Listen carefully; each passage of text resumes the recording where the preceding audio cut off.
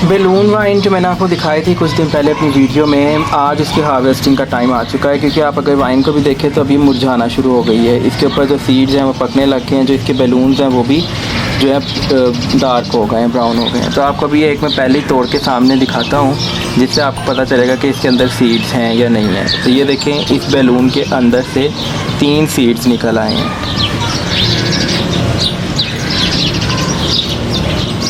इसी तरह बाकी भी हम तोड़ लेते हैं।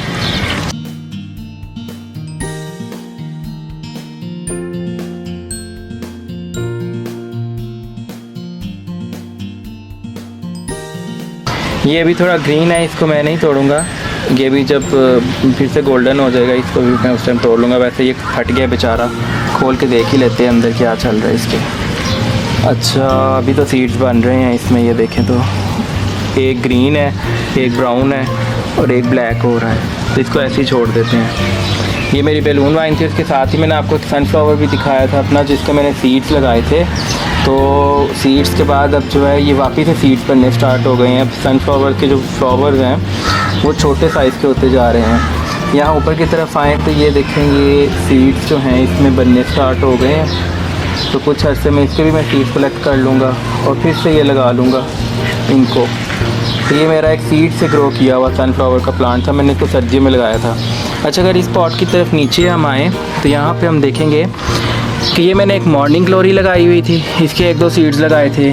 उसके अलावा ये ट्यूबरोज के बल्ब्स लगे हुए हैं। फिर यहाँ पर ये कैक्टस लगा हुआ है। और अगर आप ये देखिए, जो यहाँ से ऊपर जा रही है, ये वाली जो बेल नज़र आ रही है आपको, ये जो है ये साइप्रस वाइन की है।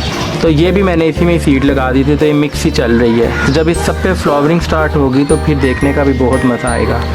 अब मैं आपको अपना ना एक और न्यू प्लांट मैंने लिया था, आज आपको वो भी चेक करवाता हूँ। आए दूसरी तरफ चलें।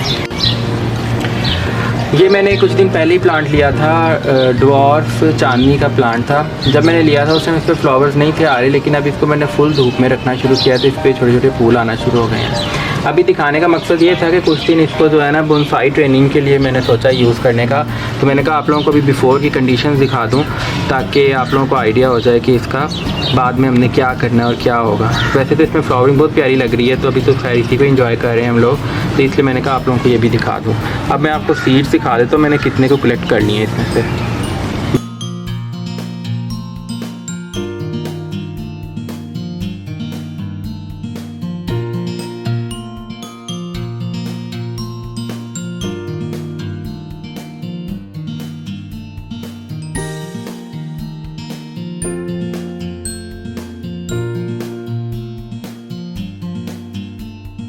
अब ये देखिए, मैंने एक सीड लगाया था और मुझे बदले में इतने सारे सीड्स और साथ में बैलून वाइन देखने को भी मिली।